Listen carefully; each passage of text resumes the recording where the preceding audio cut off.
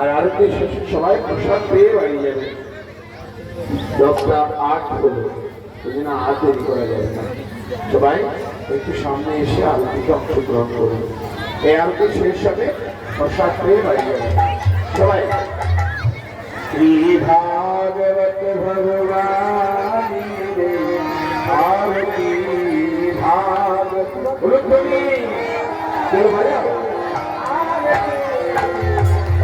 পাপি সকলে পাই মুক্তি।